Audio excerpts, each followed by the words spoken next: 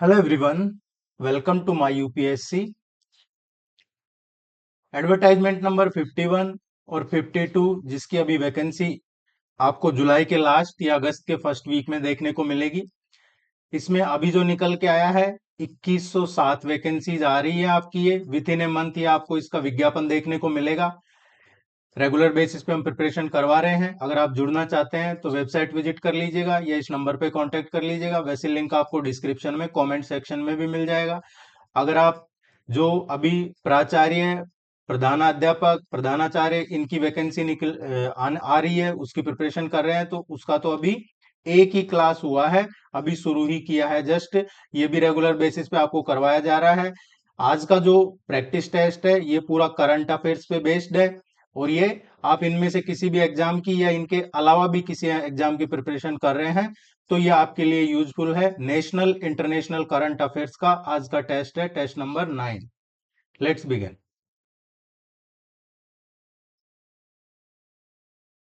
Self broadcast alert system के संबंध में निम्नलिखित कथनों पर विचार करें। सेल्फ ब्रॉडकास्ट अलर्ट सिस्टम, देखिए सेल ब्रॉडकास्ट अलर्ट सिस्टम ये एक अत्याधुनिक टेक्नोलॉजी है जो एक किसी भी स्पेशल कोई विशिष्ट जो भौगोलिक क्षेत्र है उसके भीतर जो मोबाइल उपकरण है उन पे एक साथ इमरजेंसी मैसेज भेजने की अनुमति देता है सेल ब्रॉडकास्ट अलर्ट सिस्टम। तो पहला स्टेटमेंट है ये करेक्ट है। दूसरा कह रहा है ये अलर्ट देने के लिए व्यक्ति के सिम कार्ड के इंटरनेट डेटा या सेलुलर नेटवर्क कनेक्टिविटी पर निर्भर रहता है। ये सही नहीं है, इसको इंटरनेट डेटा की जरूरत नहीं पड़ती है। ये नेटवर्क जाम होने पे, सिम कार्ड में डेटा में बैलेंस नहीं होने पे तब भी ये आपको अलर्ट देगा, क्योंकि ये रेडियो फ्रीक्वेंसी का, रेडियो चैनल का यूज करता है। तो ये स्टेटमेंट सही नहीं है, पहला स्टेटमेंट इसमें करेक्ट है। आजकल आप देख रहे होंगे कि आपके मोबाइल पे भी जैसे थंडर स्टॉर्म, बारिश, रेन, इस तरीके की जो वार्निंग है उनके मैसेज आते हैं, तो वो ये सेल ब्रॉडकास्ट अलर्ट सिस्टम से ही आते हैं। भारत के सर्वोच्च न्यायालय में न्यायाधीशों की संख्या में बढ़ोतरी करने का अधिकार किसके पास है? जजेस की जो संख्या है इसको बढ़ाने का अधिकार किसके पास है, ये हमसे पूछा गया है इसमें। देखिए जजों की जो संख्या है इसको बढ़ाने का जो अधिकार है वो पार्लियामेंट के पास होता है। किसके पास होता है? पार्लियामेंट के पास होता है। और पहले भी ये संख्या बढ़ाई गई है, कई बार है जो, और इस बार भी ये संख्या बढ़ाई है, इसीलिए ये क्वेश्चन करवाया जा रहा है आपको। तो इसका जो करेक्ट आंसर आएगा ये आएगा, भारत की संसद के पास होती है ये पावर।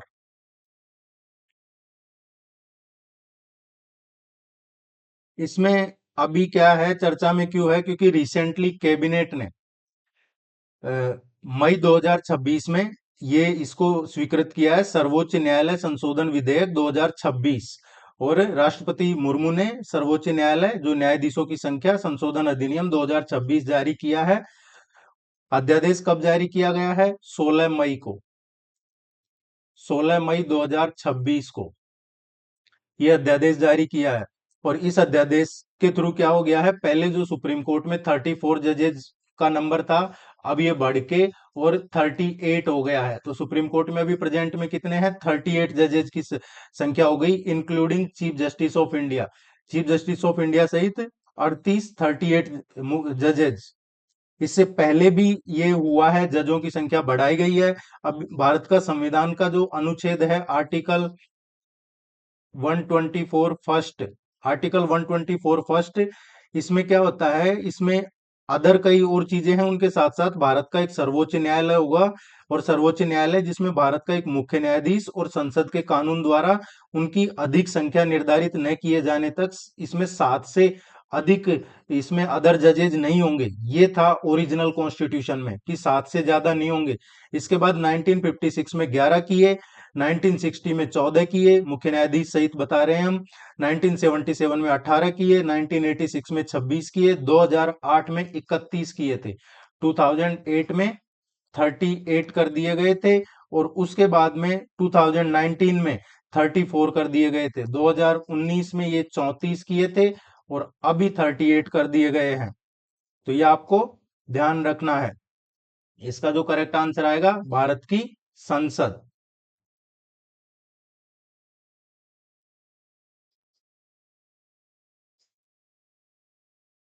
कौन सा देश 2026 में अंतरराष्ट्रीय बिग कैट अलायंस शिखर सम्मेलन में मेजबानी करेगा? इनमें से बिग कैट अलायंस में मेजबानी कौन करेगा, ये हमसे पूछा जा रहा है क्वेश्चन में। देखिए, जो बिग कैट अलायंस है, इसकी मेजबानी भारत कर रहा है। इसकी मेजबानी भारत कर रहा है। इंडिया ऑफिशियली होस्ट कर रहा है इसको, बिग कैट को। और इसमें जो 7 जिनको बोला जाता है बिग कैट्स, बड़ी बिल्लियां, उनमें कौन कौन से हैं? बाघ है, शेर, तेंदुआ, हिम तेंदुआ, प्यूमा, जगुआर और चीता। इनके संरक्षण के लिए ही ये बिग कैट अलायंस है, और इस बार भारत इसकी मेजबानी किया है।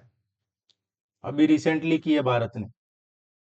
जिन साथियों ने शुरू में स्किप कर दिया, उनकी जानकारी के लिए वेबसाइट विजिट कर लीजिएगा, या फिर इस नंबर पे कांटेक्ट कर लीजिएगा। अगर आप UPSSC assistant professor advertisement number 52, जो अभी विद इन ए मंथ आपको विज्ञापन मिलेगा, उसकी प्रिपरेशन कर रहे हैं, प्रिंसिपल एचएम इसकी प्रिपरेशन कर रहे हैं, तो इसके लिए कोर्स अवेलेबल है। इसमें आपको ऑनलाइन प्रैक्टिस टेस्ट, उनका डिटेल सॉल्यूशन पीडीएफ, आपके सिलेबस के कंप्लीट नोट्स, वीडियोज, ये सब इसमें प्रोवाइड करवाए जाते हैं।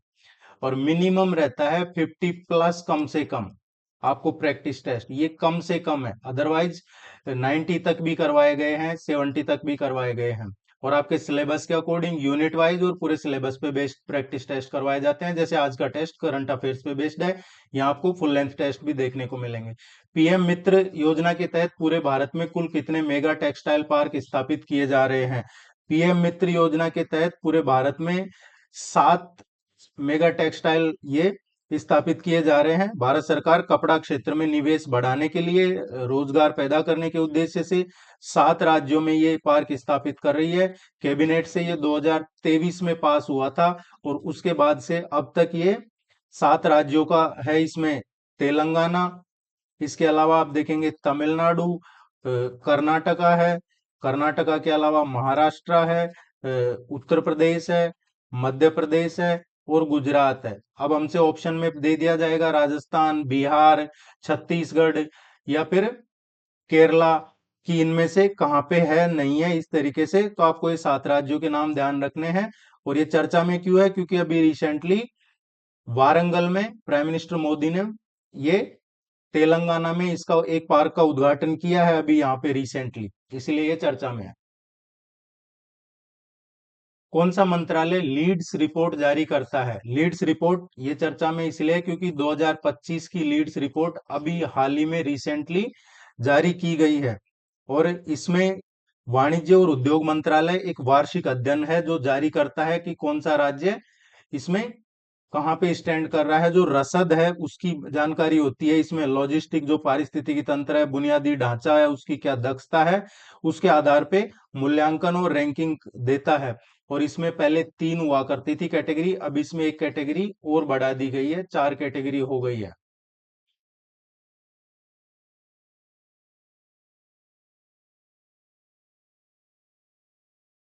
अदालती प्रक्रियाओं को पूरी तरह डिजिटल बनाकर कौन सा राज्य भारत की पहली पेपरलेस राज्य न्यायपालिका बन गया है? पहली पेपरलेस, सिक्किम ने पहली पेपरलेस राज्य न्यायपालिका बन गया है अभी। और recently chief justice of India ने ये इसका किया था इनॉग्रेशन, कि अब पूरी तरह से हो चुका है, ये डिजिटली हो चुका है सिक्किम का। सी इसका करेक्ट आंसर है। ये क्वेश्चन पूछा जा सकता है एग्जाम में, ध्यान रखना है हमें। सिक्किम पूरी तरह से पेपरलेस राज्य न्यायपालिका बन गया है। सिक्किम का जो हाई कोर्ट है अब यहाँ पूरी तरह से पेपरलेस काम हो रहा है। और भी जो अदर कोर्ट्स हैं। भारत सरकार द्वारा गठित high level committee on demographic change, जनसांख्यिकीय परिवर्तन पर उच्च स्तरीय समिति के अध्यक्ष के रूप में किसे नियुक्त किया गया है? देखिए, ये जो कमेटी बनाई गई है, इसकी घोषणा की थी प्राइम मिनिस्टर ने 15 अगस्त को। 15 अगस्त को इसकी घोषणा की थी, और उसके बाद में गृह मंत्रालय ने ये कमेटी बनाई है। और इस कमेटी का काम रहेगा कि जो अवैध रूप से रह रहे हैं देश में, उनका आकलन करना, क्या चैलेंजेज हैं उनके, उनसे कैसे निपटा जाए। और इसमें टोटल 5 मेंबर हैं, 5 मेंबर हैं। और ये अध्यक्ष हैं इसके जस्टिस प्रकाश प्रभाकर नावलेकर। जस्टिस प्रकाश प्रभाकर नावलेकर, न्यायमूर्ति प्रकाश प्रभाकर नावलेकर इसके अध्यक्ष हैं। और ये कमेटी मई 2027 मतलब 1 साल के अंदर अंदर अपनी रिपोर्ट गृह मंत्रालय को सौंपेगी। किसको सौंपेगी? गृह मंत्रालय को। इसमें और भी मेंबर हैं, जिनमें भारत के जनगणना आयुक्त जो हैं, सेंसस कमिश्नर, वो भी इसके मेंबर हैं। इसके अलावा इसमें एक डॉक्टर शामिका रवि है, वो सदस्य है पीएमईएसी की, वो भी इसकी मेंबर है। किस देश ने पेट्रोलियम निर्यातक देशों के संगठन ओपेक और ओपेक प्लस संगठन से पूरी तरह बाहर होने की घोषणा की है? इनमें से ओपेक और ओपेक प्लस से पूरी तरह बाहर होने की घोषणा किसने की है, ये हमसे पूछा गया है। अभी रिसेंटली यूएई ओपेक और ओपेक प्लस से बाहर हो गया है, दोनों संगठनों से। ये तेल उत्पादन कोटा जो था उसको लेके इनके बीच में मतभेद था, और अंगोला ने इसमें, ये यूएई इससे बाहर हुआ है, यूएई।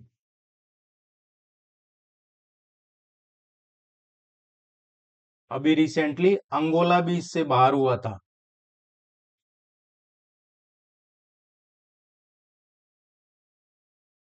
हाल ही में किस देश के जोगेशा मंदिर में गाबी नाम के ह्यूमनॉइड रोबोट को बौद्ध भिक्षु के तौर पर पेश किया गया है? बौद्ध भिक्षु के तौर पे, ये सियोल का एक प्रसिद्ध मंदिर है, जोगेशा मंदिर। यहाँ पे बौद्ध भिक्षु की पोशाक में गाबी नाम का एक एआई से चलने वाला ह्यूमनॉइड रोबोट पेश किया गया था। जो ये रोबोट क्या करता है कि वहां जो भी आगंतुक हैं, जो आते हैं श्रद्धालु, उनको आध्यात्मिकता से जोड़ने के लिए उनके साथ संवाद करता है ये रोबोट, और धर्म ग्रंथों का पाठ भी करता है, वो छोटे उपदेश भी देता है। और ये हुआ है सियोल, दक्षिण कोरिया में है ये मंदिर। निम्नलिखित में से कौन सी मूल जनजाति मुख्य रूप से अंडमान और निकोबार द्वीप समूह की निवासी है? अंडमान निकोबार की इनमें से कौन सी है, ये हमसे पूछा है मेनली। देखिए, अंडमान निकोबार है, ये आजकल काफी चर्चा में है और इस पे क्वेश्चन पूछा जा सकता है।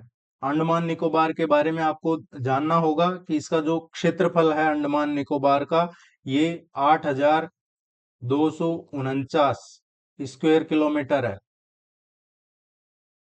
इसकी जो जनसंख्या है अंडमान निकोबार की, 3,79,944, ये इसकी टोटल पॉपुलेशन है। यहाँ जो भाषाएं बोली जाती है, हिंदी, निकोबारी, बंगाली, तमिल, मलयालम, तेलुगु, ये भाषाएं बोली जाती है। इसमें टोटल 572 आइलैंड है, द्वीप हैं, और जिनमें से 38 पे परमानेंट लोग रहते हैं, स्थायी रूप से निवास करते हैं, यहाँ पे स्थायी आबादी है। और इसमें एक 10 डिग्री चैनल है। 10 डिग्री चैनल ये क्या करता है, इस ये उत्तर में अंडमान को और दक्षिण में निकोबार को, इसको सेपरेट करता है 10 डिग्री चैनल। ये 10 डिग्री चैनल अंडमान को और निकोबार को सेपरेट करता है, उत्तर में अंडमान और दक्षिण में निकोबार। इसकी जो राजधानी है पोर्ट ब्लेयर है, ये एडमिनिस्ट्रेटिव कैपिटल भी है, सबसे बड़ा शहर भी है। इसकी जो अंडमान निकोबार है, इसकी जो हाईएस्ट पीक है, सबसे ऊंची जो चोटी है, वो सैडल पीक है। कौन सा है? Saddle peak. ये इसकी सबसे ऊंची चोटी है। जो सैडल पीक कहाँ पे है? ये उत्तरी अंडमान में है, नदर्न अंडमान में है सैडल पीक। और यहाँ पे ये पहले जो सेकेंड वर्ल्ड वर्ल्ड वॉर था उस टाइम पे जापान का कब्जा था अंडमान निकोबार आइलैंड पे, लेकिन फिर नेताजी सुभाष चंद्र बोस के प्रयास से यहाँ पे भारत का झंडा फहराया गया। और इसकी सामरिक स्थिति बहुत जबरदस्त है यहाँ पे अंडमान निकोबार की, क्योंकि ये मलक्का स्ट्रेट के पास में है। और भारत यहाँ पे समुद्री सुरक्षा और व्यापार की दृष्टि से ये यहाँ पे प्रोजेक्ट शुरू किया है। इसीलिए ये क्वेश्चन हम आपको करवा रहे हैं। गवर्नमेंट ऑफ इंडिया यहाँ एक परियोजना लेके आ रही है, ग्रेट निकोबार द्वीप परियोजना। ग्रेट निकोबार द्वीप परियोजना ये लेके आ रही है, और इसके लिए चर्चाएं चल रही है। 3 फेज में इसका काम किया जाएगा। यहाँ पे अंतरराष्ट्रीय कंटेनर ट्रांसशिपमेंट टर्मिनल हो, या फिर ग्रीनफील्ड अंतरराष्ट्रीय हवाई अड्डा हो, सैन्य उपयोग के लिए, नागरिक उपयोग के लिए ये हवाई अड्डा काम में आएगा।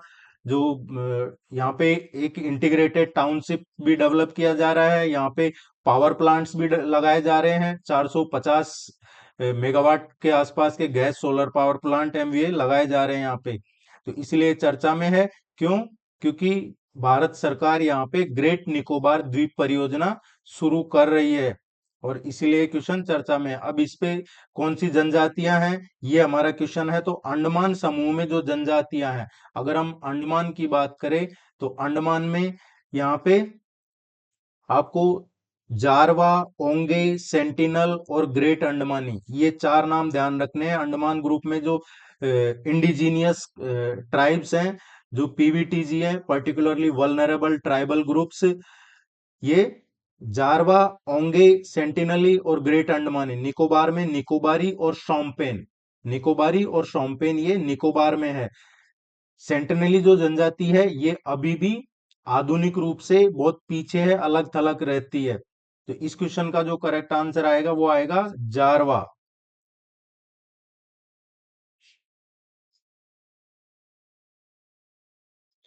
अब जैसे संथाल है, ये पूर्वी भारत के हैं, ईस्टर्न इंडिया के हैं ये ट्राइब्स।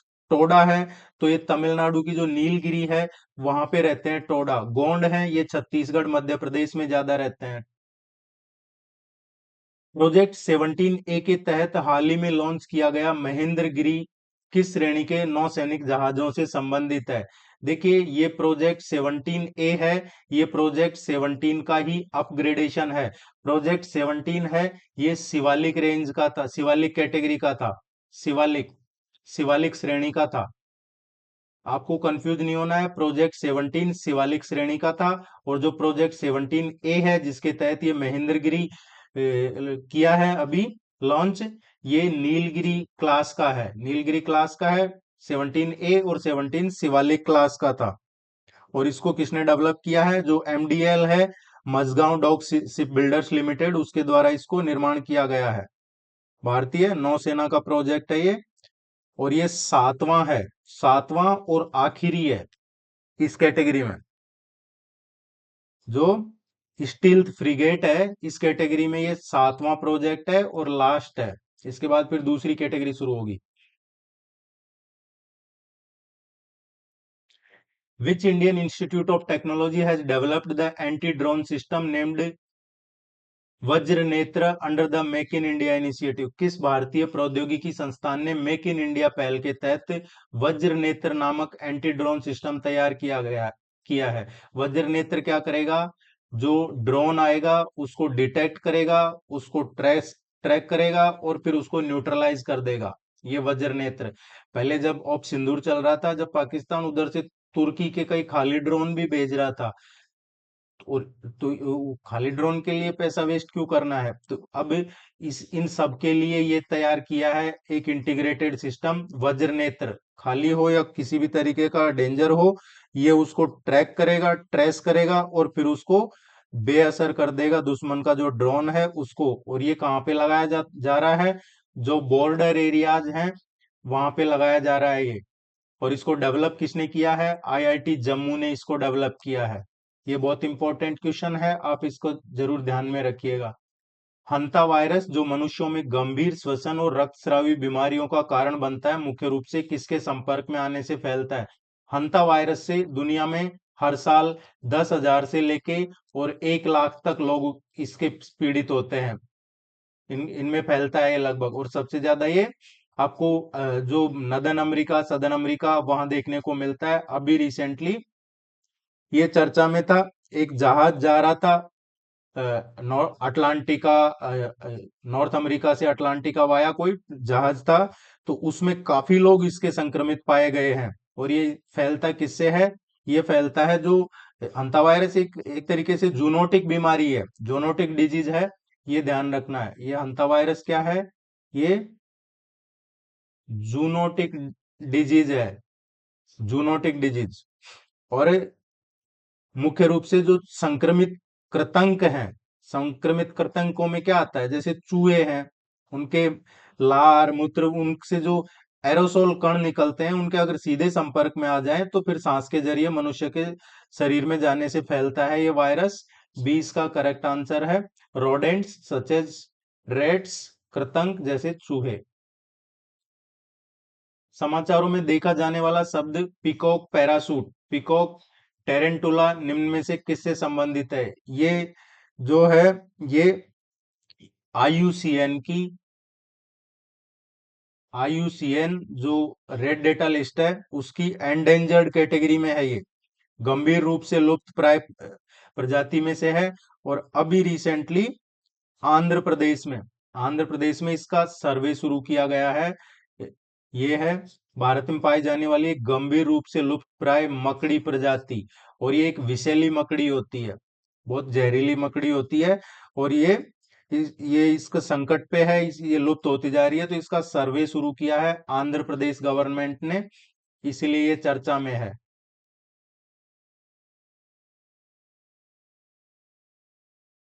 तीरंदाजी विश्व कप में दीपिका कुमारी, अंकिता भक्कत और कुमकुम अनिल मोहद ने सामूहिक रूप से भारत के लिए किस श्रेणी में स्वर्ण पदक जीता है?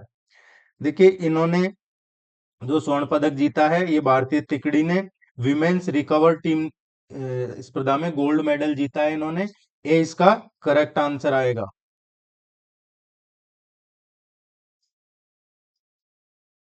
भारत के नए प्रस्तावित राष्ट्रीय खेल बोर्ड के संबंध में निम्नलिखित कथनों पर विचार कीजिए। भारत में अब एक राष्ट्रीय खेल बोर्ड बनाया जा रहा है जो तमाम, एक तरीके से सिंगल विंडो सिस्टम है ये। खेल से संबंधित सारी चीजों को मॉनिटर करना, उनसे संबंधित जो भी चीजें हैं, अब ये यही देखेगा। सेंट्रल लेवल पे बनाया जा रहा है, पूरे देश के लिए बनेगा ये राष्ट्रीय खेल बोर्ड, जो प्रशासन में सुधार हो, प्रभावी तरीके से चीजें हो। और इसमें कमेटी बनाई गई है, वही कमेटी तय करेगी कि इसके अध्यक्ष कौन होंगे, इसमें कितने मेंबर होंगे, उनका काम क्या होगा, उनकी पावर क्या होगी। और ये 3 मेंबर की एक कमेटी बनाई है जिसमें एक चेयरमैन है और 2 इसके मेंबर हैं। वो डिसाइड करेंगे कि इसमें कौन कौन कितने लोग रहेंगे, उनकी क्या पावर होगी। तो पहला स्टेटमेंट सही है। युवा मामले खेल मंत्री इसके अध्यक्ष होंगे, नहीं, ये सही नहीं है, क्योंकि इसके अध्यक्ष हैं वो कोई और ही होंगे, और कौन होंगे ये कमेटी तय करेगी। जो कमेटी बनाई है अभी रिसेंटली, इस कमेटी के थ्रू तय होगा। जो भी इसके लिए कैपेबल होंगे उनको बनाया जाता है। पहला ही करेक्ट है इसमें। प्रोफेसर कुलजीत कौर मरहास को हाल ही में प्रतिष्ठित सुभाषिस मित्रा मेमोरियल अवार्ड से सम्मानित किया गया। मुख्य रूप से किस विज्ञान क्षेत्र से जुड़ी हुई है, ये हमसे पूछा है अभी रिसेंटली। ये पीआरएल अहमदाबाद की प्रोफेसर है, जो एक फिजिक्स रिसर्च लेबोरेटरी है अहमदाबाद में। प्रोफेसर कुलजीत कौर मरहास, और इनको planetary science and Cosmo chemistry, विज्ञान और कॉस्मो गृह विज्ञान और कॉस्मो केमिस्ट्री, इसके लिए मिला है ये। जो विशेष रूप से उल्का पिंडों के माध्यम से प्रारंभिक, और जो प्रारंभिक सौरमंडल है, इसका इतिहास का अध्ययन के लिए इनको पुरस्कृत किया गया है। ये 93 इयर्स के इतिहास में पहली बार किसी इंडियन महिला को ये सम्मान मिला है। इससे पहले 2 भारतीय हैं, उनको मिल चुका है, लेकिन पहली महिला है जिन्हें ये सम्मान मिला है।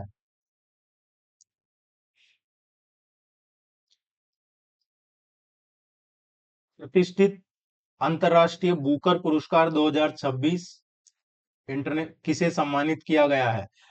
अंतर्राष्ट्रीय बुकर पुरस्कार 2026 जो दिया गया है, ये ताइवान ट्रेवल्स के लिए दिया गया है। ताइवान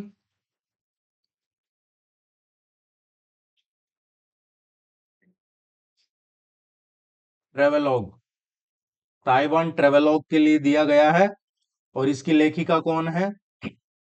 ताइवान ट्रेवलॉग की यांग सुआंग जी, यांग सुआंग जी, इनको दिया गया है। और इसका अंग्रेजी में अनुवाद किसने किया है? क्योंकि इन्होंने जो लिखा है ये ताइवान ट्रेवलॉग, ये तो ताइवान की जो मैंड्रीन लैंग्वेज है, जैसे चाइना की भाषा है मैंड्रीन, वैसे ताइवान की ताइवान मैंड्रीन है, तो उसमें लिखा है। लेकिन इसका इंग्लिश में ट्रांसलेशन किसने किया है? अगर ये पूछा जाए कि अभी हाल ही में बुकर पुरस्कार से चर्चा में रही है ताइवान ट्रेवलॉग, इसका अंग्रेजी में अनुवाद किसने किया है? तो वो लिन किंग ने किया है।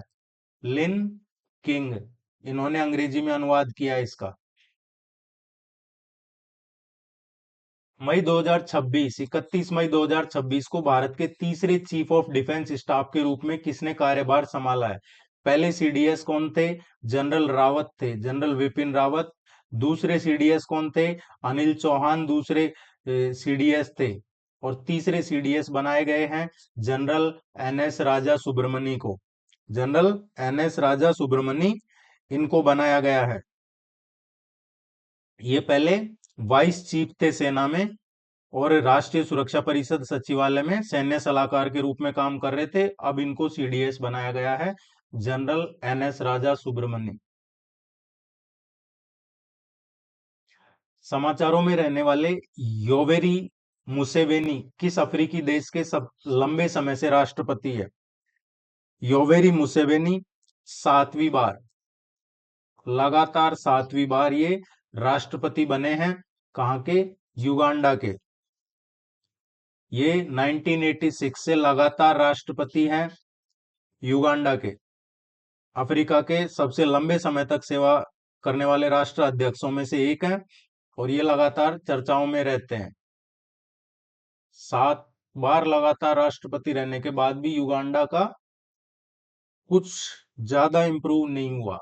हाल ही में किस शहर ने ब्रिक्स रोजगार कार्य समूह इसकी बैठक की मेजबानी की है?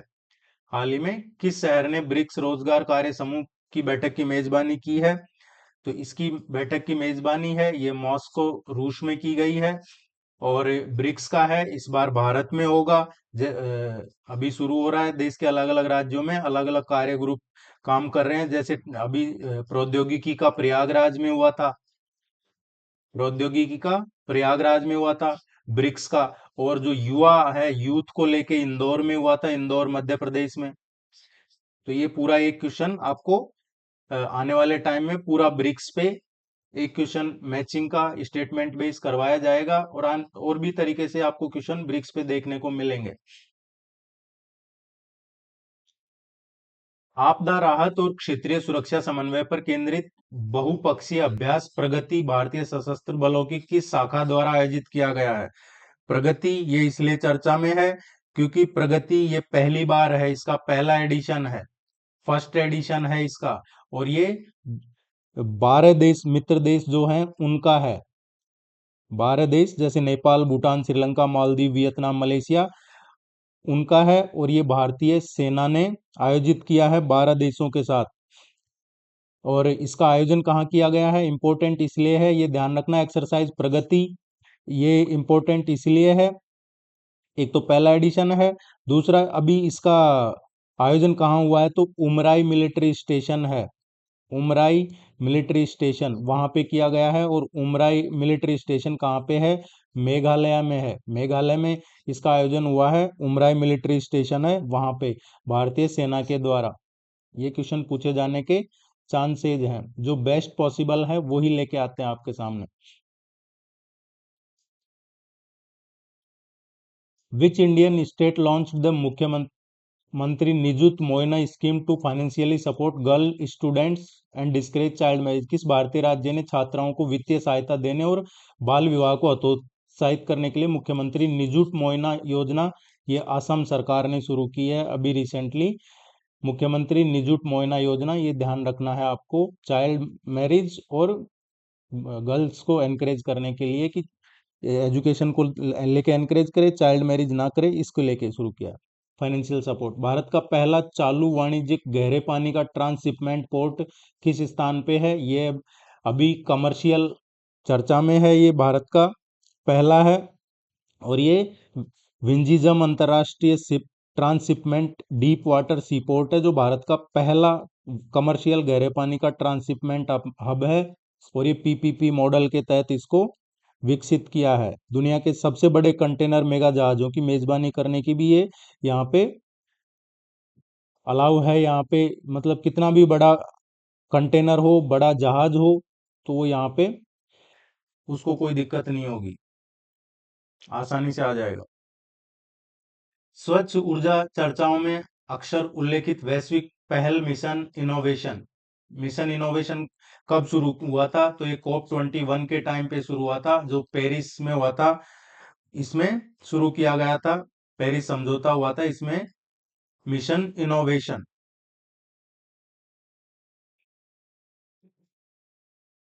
राष्ट्रीय प्रौद्योगिकी पहलों में अक्सर देखा जाने वाला भाषिणी क्या है? भाषिणी एक आर्टिफिशियल इंटेलिजेंस पावर्ड स्थानीय भाषा अनुवाद मंच है। ए इसका करेक्ट आंसर आएगा। लोकल लैंग्वेज ट्रांसलेशन प्लेटफॉर्म है ये।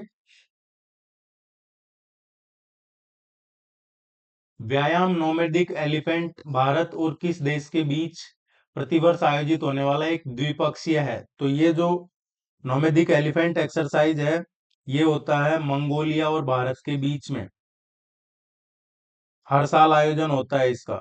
और इसका जो इसमें जो चीजें केंद्रित रहती है, जिन जो फोकस रहता है, वो उग्रवाद विरोधी और आतंकवाद विरोधी जो अभियान है उनको देख के किया जाता है।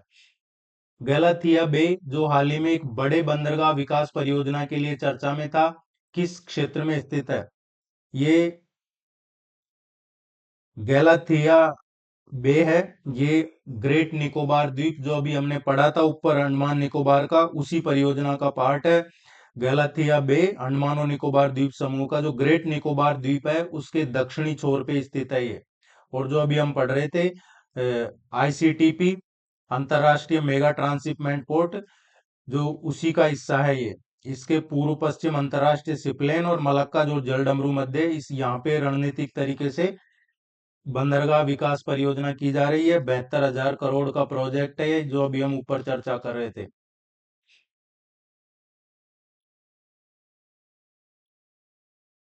Who is the current managing director of international monetary fund? Current में अभी कौन है? Kristalina Georgia.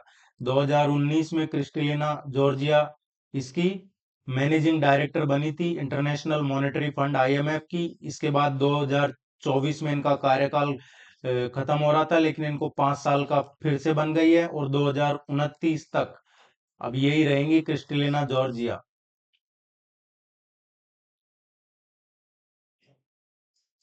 भारतीय रेलवे द्वारा विकसित कवच तकनीक मुख्य रूप से किसे रोकने के लिए डिजाइन की गई है? ये जो कवच टेक्नोलॉजी है, ये इस डिजाइन की गई है ट्रेनों की आपस में टक्कर नहीं हो, चाहे आमने सामने से या फिर पीछे से, किसी भी तरीके से ट्रेनों की टक्कर नहीं हो।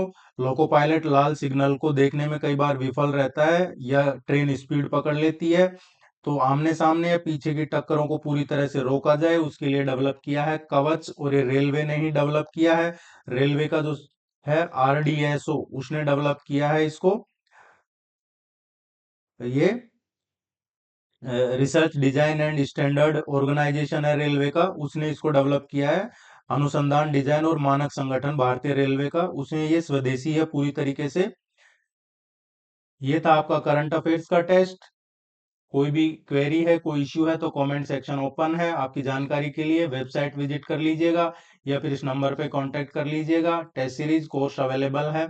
All the very best, good luck, thank you very much, नमस्कार। जाते जाते वीडियो को लाइक करना है, चैनल को सब्सक्राइब करके सपोर्ट जरूर कीजिएगा। Thank you.